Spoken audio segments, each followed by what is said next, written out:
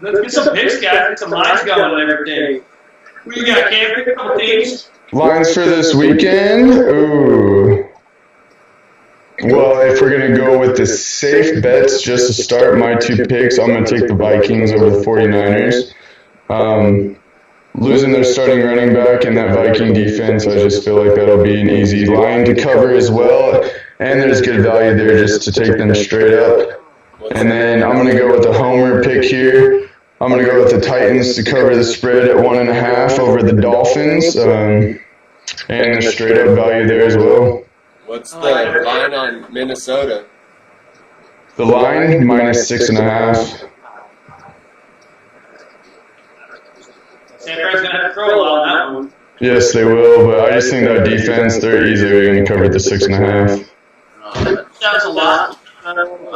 Shanahan talks, I think he's going to be throwing second down regularly. So, I think that game might be close, but I think you're right. Minnesota pulls away and wins by about 10 there. I don't think that's one of my two surefire picks. So, Tennessee definitely. I think that's too good to be true almost. Kind of a little fool's gold there. That's why I'm kind of hesitant on it, It's like it's a little too good to be true. Miami's secondary, I think, isn't very deep at all. I think Tennessee easily covers, wins by 2 touchdowns there. Safe picks, anything else? Hit the over-under at 45. On which one? Yeah, Tennessee, Miami. Yeah. Ooh, I'd go over on that. No, I go under. I think it's going to be a close game. I don't think it's going to be a 2-touchdown game just because of how good Dolphins' inner linebacker core is. But Titans do have a good offensive line. I just think it's going to be a close game. So I think all right. Yeah. I'm so good. Did Nolan make 2 picks? Did Mike make 2 picks? No. You want me to make a pick? Well, I mean, every time Cam says something, you guys make. Is that your pick? You just said you think the Titans covered by 2 touchdowns. I said it was a close game. I mean, commit to 2 picks. Let's hear them. You guys got it easily.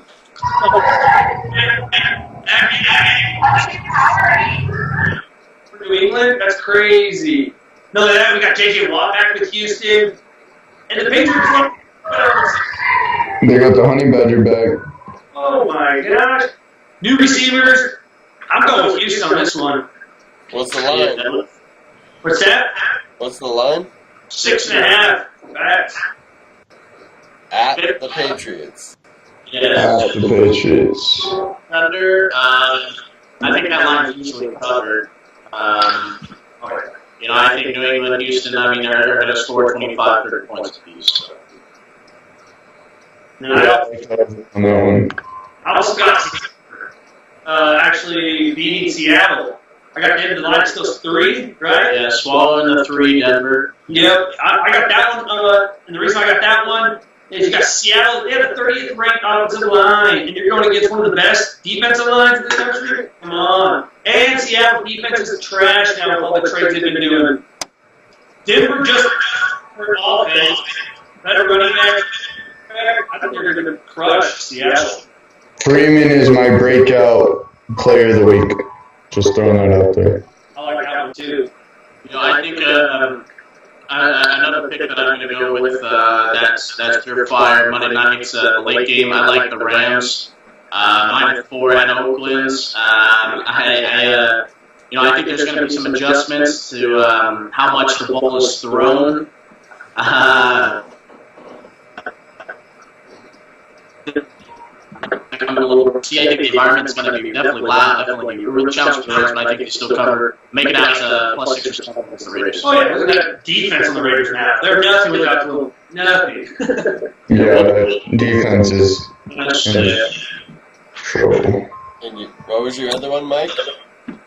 Tennessee over Miami. I have straight up if you're gonna -1.5 now.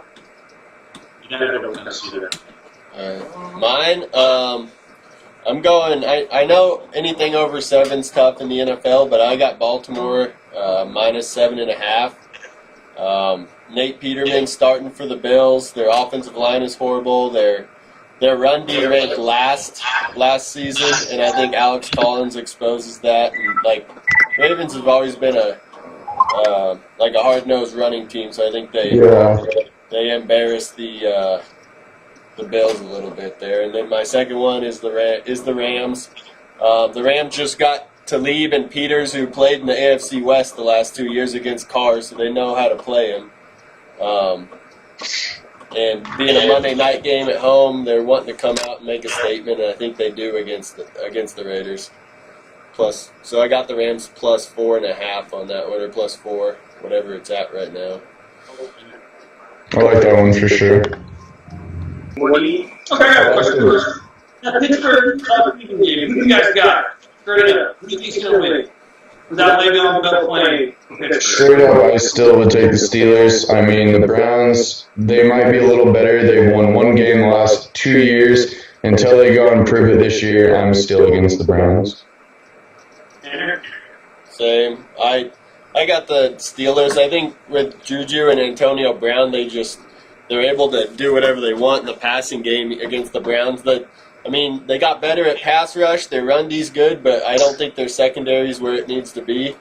I don't think James Conner's a huge downgrade from Le'Veon Bell for Week 1. So I think that it's going to be a tough opening game for the Browns. I do like the Browns this year, though. I don't care what Le'Veon Bell is 3 times the player that James Conner is. Out of the backfield, there's going to be a huge difference there. What about? As that line rising, actually get close to game time. If it gets to 4.5, I'm taking Cleveland in that spread. Straight up, I still think Pittsburgh does pull up the W. I think it's more of a system thing for the running backs there, because you saw D'Angelo Williams. He stepped in for 4 games last year. He was in the top 5 in fantasy points as a running back. The year before, he played 10 games, and he was a top 10 running back on Pittsburgh. I don't think it's D'Angelo Williams being good. I think it's that system that the running backs get so much work that they're allows them, successful. That's a fair point. I still, I guess would disagree a little bit in that aspect. We'll find out Sunday. So much more out of the backfield. I think Juju and Antonio Brown are going to get all those targets in the passing game. I don't think you're throwing Connor. Well, you got to also think, Williams, yeah, maybe. The Browns had I watched Connor in New York. The Browns also had 28 turnovers last year. They brought in. Connor was a rookie last year, but yeah. The Browns had 28 turnovers. They brought in Tyrod Taylor initially, who doesn't turn the ball over. That is what it expected. He doesn't turn the ball over. I think the Browns are really close to your guys. I think it's going to be under 4 points. I would take the turn. So you take him right now 3.5. Yeah, right now. Okay. Now that's actually probably 3.5, 4.5. Probably take them. So, and then I don't see that line rising. Like I said, as we get to kickoff, that's an early game. So, Especially when what are a couple?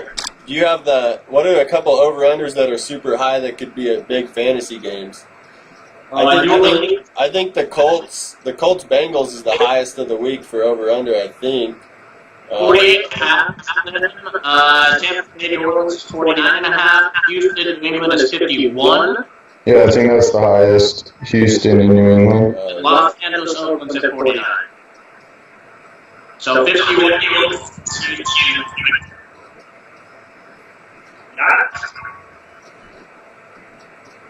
I don't know what you're talking about, Tanner. Cincinnati against Indy.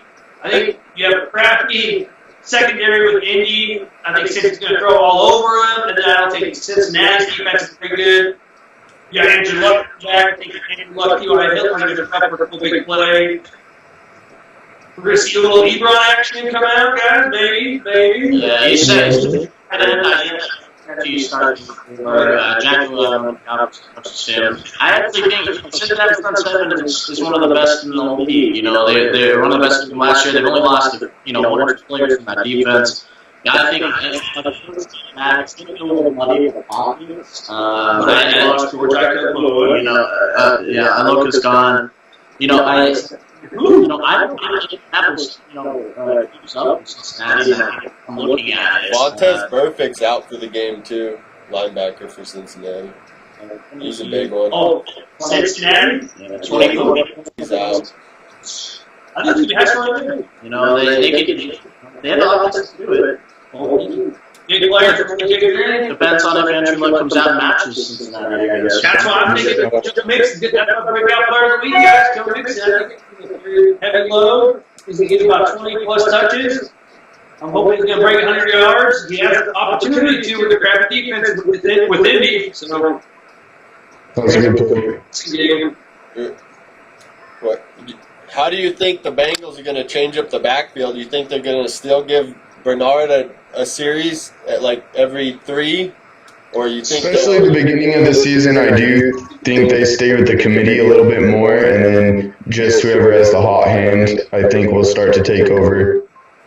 I don't think they're going to do that. I think they're going to give Joe Mixon more opportunity. You brought the young guy in. You got Bernard, who's been there for a while. They've seen what he can do. I think they'll bring him in on obvious passing situations until Joe Mixon can prove that he's a good passing back. Yeah. I also think Joe Mixon's going to take over by week 4. I think he's going to be the heavy down back. I agree. I just think for the first couple of weeks they won't really stay away because they don't want him to get hurt right at the beginning of the year. But I agree he will be the workhorse. I think the breakout player of the week is going to be Kirk Cousins from Minnesota. I know they're starting the season off at home. I think he's going to show he's worth that money. I think he is. Thielen and Diggs coming out there. They're firing. I think they catch. Diggs catch a couple of balls in the end zone. Thielen were cleared at least once. Cook out of the backfield along with I think it's Murray. I think they opened up fairly well against the Niners. They covered easily. Kirk Cousins over 300-yard passing breakout players. So if you have a choice, what receiver do you take, Diggs or Thielen? No, I still take Diggs. I think he's a clip at number 1. He stretches the field more than Thielen. Thielen will play for the slot, so I think Thielen may match and snaps, if not exceed Diggs. But it's already developed better chemistry in the preseason with Kirk Cousins in practice. He stretches the field more. I think Cousins is going to want to go over the top over that San Francisco secondary, and I think he's a big deal. So Nolan picked Mixon, you had Kirk Cousins, and Cam, you want to elaborate on your Royce Freeman? My Royce Freeman pick, he was just named the #1 starter this week. He's going up against that Seahawks defense. Yes, they just got Earl Thomas back, but that defense still is just so worrisome. That offense is just downright awful as well, to where I feel like with the Denver defense, they're going to get the ball more. They're going to get the lead early and then just kind of play it out to where Royce is going to get just all of those bulk of carries to make do with whatever he can. So I just feel like he's going to be set to have a really good start to his professional career. He comes out of the gate hot against that horrible Seahawks defense. All right. Well, mine, I didn't get any stock in him this year in fantasy, unfortunately. But I think Kenyon Drake has a huge game. I think they're going to make a point to use him and not put so much on Tannehill's shoulders. And I know you guys are big on Tennessee, but I think Miami wins that straight up. Wow, that's a big car there, big boy. That's on the wall. I even have stock in Drake, and I'm worried to him about on that rushing defense. The Titans have had a top 10 rushing defense the last few years. It's been from even to -1 as I'm speaking. I think that declines. You're swallowing, 3 points by kickoff? 2 points by kickoff? You don't only talk about that, but you're also saying if Tennessee gets up, no, he's going to start throwing. So I just think I know the Titans made the playoffs last year, but I don't think they're going to blow them out of the water by any means. when Miami had Tannehill, they made the playoffs 2 years in a row, a couple of years ago. He's back healthy.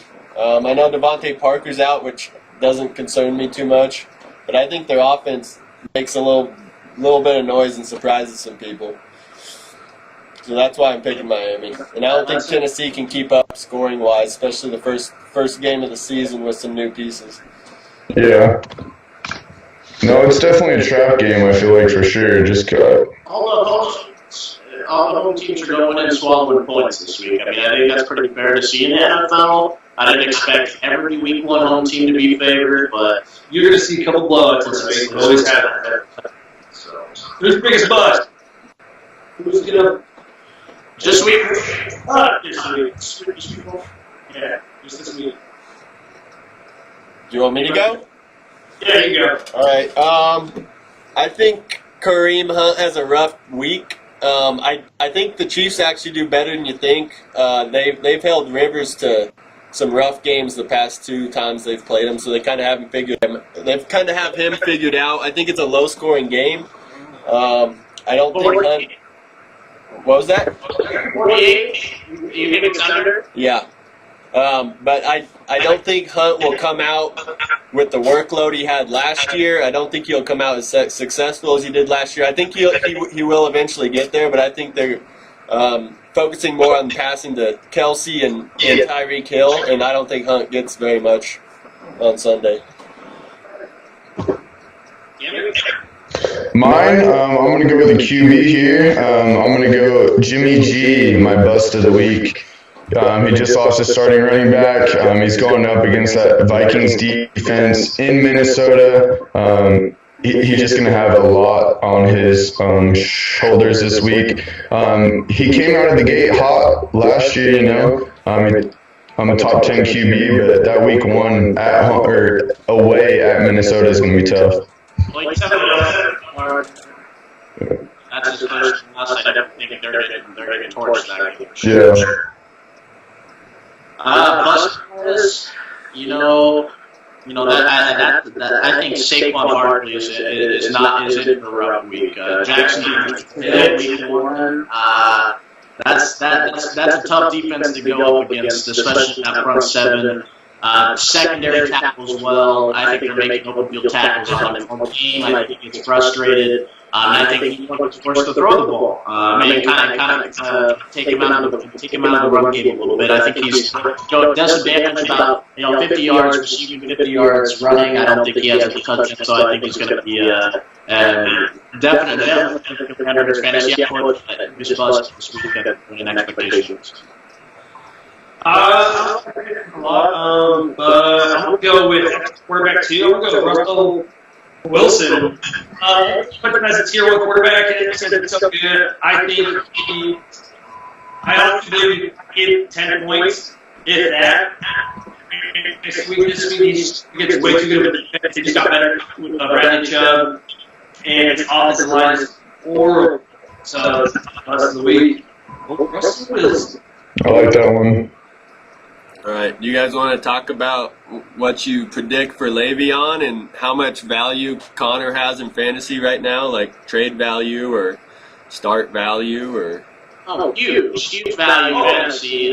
Just like Wilkins in Indianapolis, especially week 1, I don't think there's any other running back battles that you could say have a backup in the 1 spot guaranteed right now. I think Mac's still out there, but Le'Veon Bell I think is by far top 2 fantasy player with Todd Gurley in the league. I think even with a 3-4 game absence, he would finish top 10, probably top 8 running back last game. Is that what you predict? He'll be back in 4 weeks, or?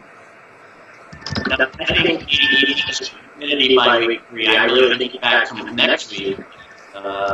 He's not going to miss week 1. I think that's already been reported. I don't think I see his chemistry lines. I mean, I really want to Falcons, running out time all year, but inactive lists unfortunately don't work that way in the NFL today. So, I think he's at week 2. I think he signs a tender. A long-term value, as Asian says, I don't put very much stock in it. I think he did Thomas come back. He can't wait for me.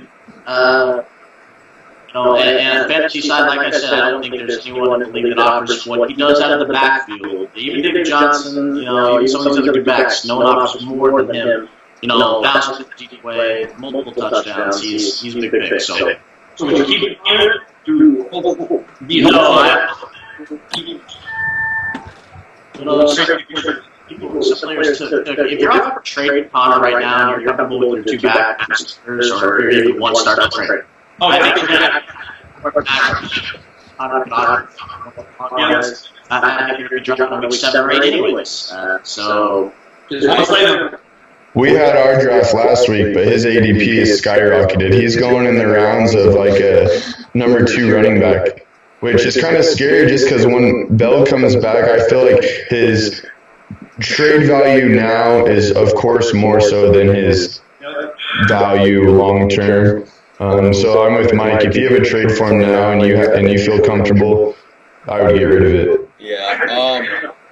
I've got a bit of a different view. I'm trying not to be biased because I got a lot of stock. I have Connor on every one of my fantasy teams right now.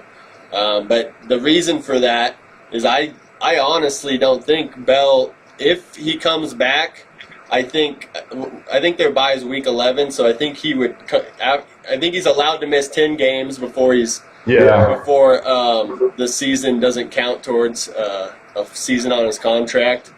So if he were to come back, I think it'd be after those 10 games, which would be week 12 at that point.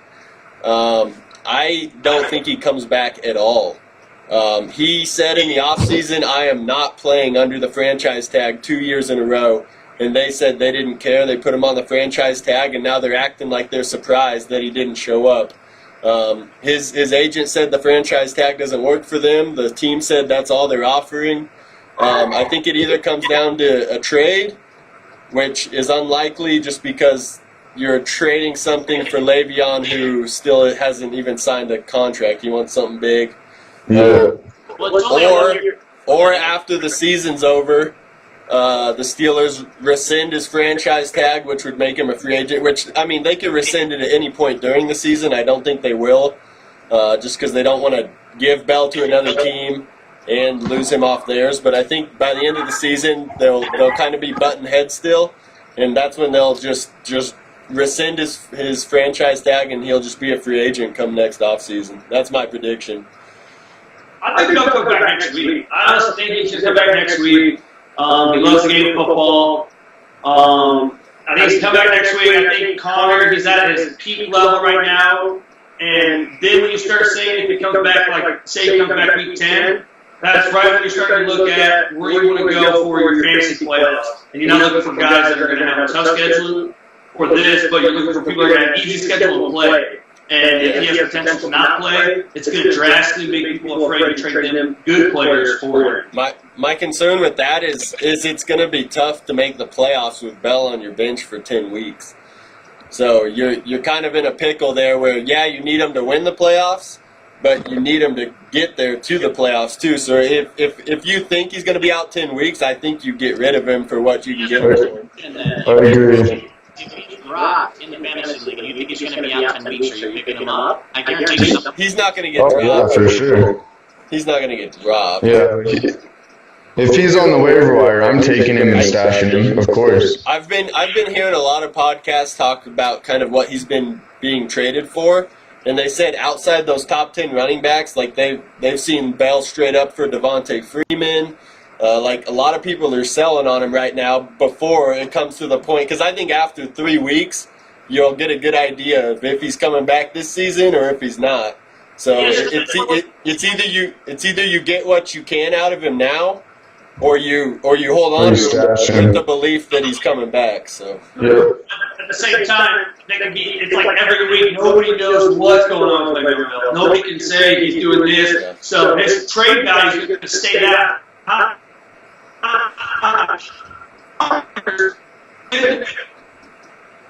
Instantly he's dropped. Le'Veon Bell is going to stay at that height to week 10. You know, I'm saying get rid of Connor quickly, get a good asset for him. Well, people are like, oh, he's going to play 10 weeks. And then when Le'Veon comes back, you're like, dude, look at this. Even trade Connor for Le'Veon. I'll take Le'Veon Connor. I don't see how you don't trade Connor if you're offering a good trade for him. I really don't. What would you consider a good trade? A good trade for Connor. I see it works. Top 15 running back, top 15 receiver, straight up. Maybe a sweetener. Yeah, I think that's too much because I mean, if Le'Veon Bell comes back, Connor is basically a waiver wire player. It's hard to give a top 15. Yeah, but right 20 now he's running back not. for Connor. It's a little risky for the person trading their player away. I personally like straight up value versus value. I would say like a third running back, someone like that. But I think he can be matched up with a high level player to get someone up in the top like David Johnson or Gurley. If you match him up with a Dalvin Cook or something like that, it's a chance to trade up for one of those elite running backs. Maybe you're wanting him. You're wanting to trade him for only a third running back spot. I mean, if you have 2 running backs already, he's not even on my team. He's not even on my bench. I'm trading him immediately.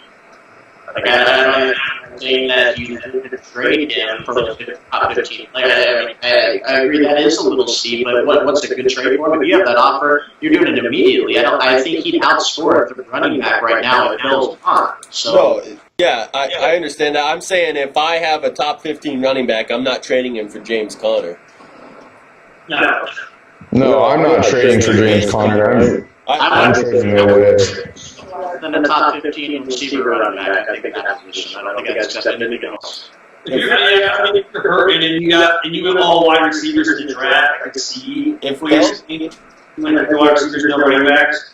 If he's got second or third round right now in drafts before the season And you got started, Bell, oh god, I mean, that would suck.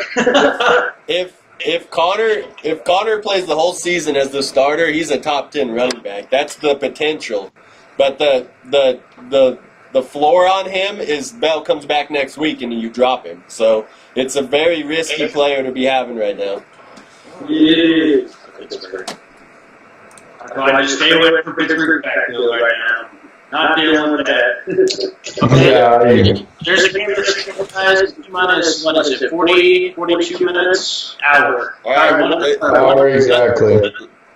So let's get some Eagles Falcons predictions, then call it a day. Alrighty. So the line right now, well, I know right now this is as of 2 p.m. Eastern. -1 on Bovada for the Falcons. Still -1. Okay, 45 or under. Atlanta, guys.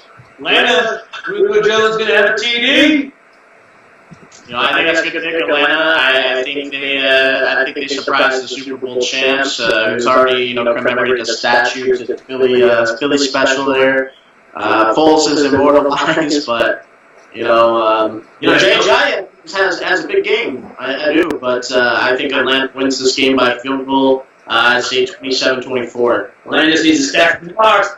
Score prediction, Nolan? So I'm going to go Atlanta. I'm going to say Atlanta's going to win 24-17. I got Atlanta because Philly is going to have no offense. All their big receivers, Nelson, Aguilar, and who's the other one? Their big boy. Axon Jeff, they're out. No. They got Aguilar's in, but Jeffrey's out. Yeah. Yeah. But I mean, they got Aguilar and Mike Wallace are the top 2 receivers. Aguilar, I think he's a great potential for big play. But without Jeffrey, I do not think their offense is going to click. Just saw them preseason. They look horrible going out there. Nick Foles did not look like that Super Bowl winning MVP quarterback. Cam? I'm going to go with the Falcons, the Dirty Birds as well. I like to do like the little props and stuff here on Bovada, so I'm going to take the Falcons margin by 7 to 12 points. You bet $1, you win $5.50, so that's kind of where I'm leaning right there. Just the possession game, just at the end, or you think it's like that whole game? I mean, it's going to go back and forth, but I feel like Atlanta is. I just don't trust Nick Foles. I know, but geez, I just still don't trust him. He cost me last year, so I'll just forever hate the guy. Hate but respect the guy. All right. Well, for me, I think there's going to be a lot of hiccups. It's the first game of the season. They're going to be working out some kinks, so I think it's lower scoring than expected. I'll go 17-10 Eagles. Oh! Someone had it, really. All right. Yeah, Well, I'm going to watch the game.